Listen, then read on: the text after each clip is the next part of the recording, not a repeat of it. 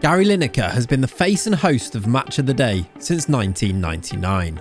But in November 2024, after over 25 years in the job, Lineker announced that he would be leaving his role, prompting many to question, is this the end of Match of the Day? Since 1964, Match of the Day has been more than just highlights. It's a cultural staple of English football, bringing fans the magic of every Premier League game every weekend. But with the introduction of streaming services and highlight packages from rival platforms, viewing figures have been steadily declining for the past decade. Now, with the show's iconic host stepping away, questions will no doubt be asked. Where does the show go from here? Match of the Day began broadcasting at the beginning of the 1964-65 season. On August the 22nd, BBC Two aired the very first episode, showcasing highlights from a single game between Liverpool and Arsenal. Only around 20,000 viewers watched that initial broadcast, as BBC Two had launched only a few months prior and was not yet widely available across the UK. In fact, it could only be viewed in London and surrounding areas. Despite the limited viewership, the show quickly gained traction as BBC Two's broadcast reach expanded.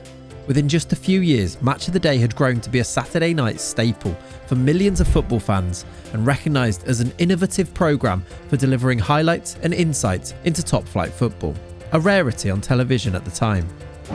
In those early years, it was Kenneth Wolstenholme who anchored the show. He was the voice behind the 1966 World Cup final. On the pitch, they think it's all over.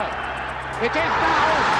It's ball. With a calm authority and passion for the game setting the tone, Match of the Day became a trusted source of weekend football and laid the foundations for what would become a national institution.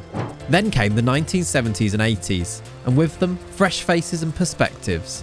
David Coleman took over hosting duties in 1971, bringing an analytical edge that matched his reputation as one of the BBC's leading sports broadcasters. But many will say it was the introduction of Jimmy Hill in 1973 that really revolutionised Match of the Day. Hill wasn't just a presenter, he was an innovator. As a former player and manager, he offered unique insights and wasn't afraid to challenge the norms, pushing for rule changes and taking a deeper look into the tactical side of the game. Jimmy Hill's contributions helped establish Match of the Day not just as a highlight show, but as a place for intelligent football discussion. As football entered the 90s, the launch of the Premier League and Sky Sports brought about a new form of competition for Match of the Day. Sky Sports secured exclusive live broadcasting rights, marking a significant change in how fans consumed football. Sky's investment brought an influx of money into the Premier League, allowing them to televise live games, a first for English club football on such a large scale. Match of the Day, which previously covered top-flight games with near exclusivity for televised highlights, now had to adapt. The BBC continued airing highlights, but was limited to delayed coverage of the weekend's games, while Sky had access to live broadcasts. It was before these developments, in 1988, that Des Lynam took the role. Known for his warmth, wit and effortless charm, Lynam brought a kind of magic to Match of the Day that kept viewers coming back. Now on, no one talks about football, anything but football. Come on, let's give it a try.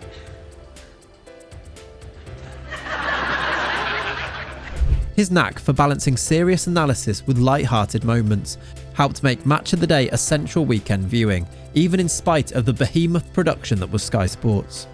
During his time, the show reached new heights, with millions still tuning in to see the best of the day's Premier League action, even after some had been broadcast already behind the paywall of Sky Sports. Lynam would hold the post until 1999, when he decided to leave the BBC for ITV. The now departing host, Gary Lineker, took over. Lineker's tenure as Match of the Day host has been nothing short of iconic, forming the textbook image of Match of the Day that many viewers watching this will immediately picture. His relaxed style and sharp wit, paired with an obvious love of the game, made him the ultimate presenter for modern football fans. And that's without mentioning the puns. So many puns. Season real hair-raising stuff at times, unless of course you're Alan Shearer and Danny Murphy. Lineker soon became a trusted and familiar voice on our TVs. With the goodwill and appreciation of the public, Match of the Day performed well in viewer figure terms. Although, because of other factors, this was always going to be a difficult race to keep pace with. When Gary Lineker took over as host in '99, the show regularly drew over 6 million viewers, benefiting from its long-standing reputation and the still, compared to today, limited competition for football highlights. Throughout the early 2000s, Match of the Day maintained solid ratings, often averaging around 4 to 5 million viewers per episode, with spikes during significant Premier League matchups. However, as streaming services, on-demand platforms and social media gained traction, the show's audience predictably began to decline.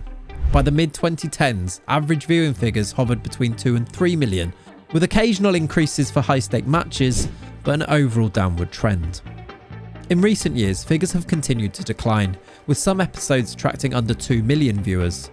Although Match of the Day remains a cherished staple for many, it faces fierce competition from digital platforms where highlights and coverage are available instantly, drawing viewers away from the traditional Saturday night slot.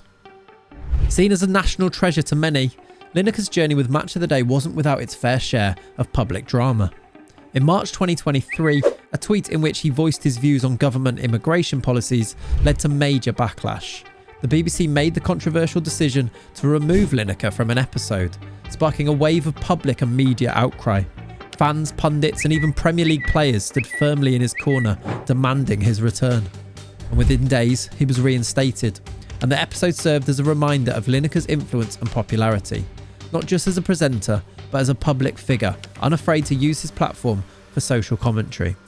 The incident underscored the passionate relationship between Match of the Day and its viewers, and for a lot of people, cementing Lineker's role not just as a presenter, but a voice of the people. Beyond the drama and the personalities, Match of the Day has left a lasting legacy on British television and football culture. It began as an experiment, a once-a-week highlight show that brought rare, delayed glimpses of top-flight football into British homes.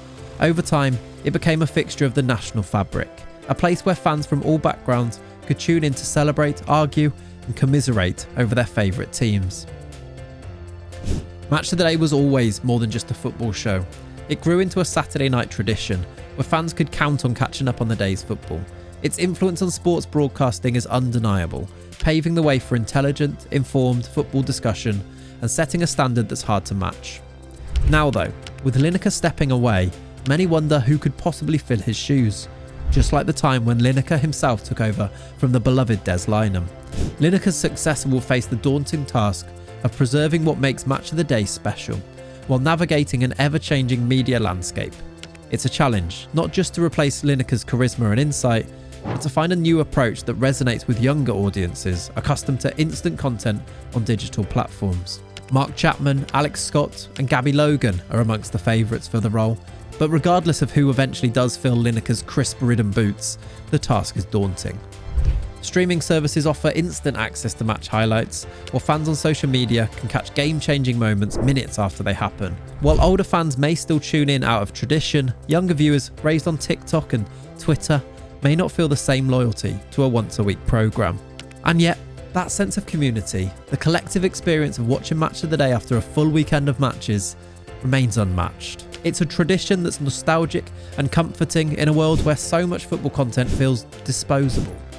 The future of Match of the Day may be uncertain, but as long as there are fans who value the unique perspective that a programme like this can offer, it may continue to hold a place in British football culture. After all, Match of the Day isn't just about football, it's about how we experience the game together, as fans and as a nation. So, is this the end of Match of the Day? Well, who knows? Thanks for watching. Please subscribe.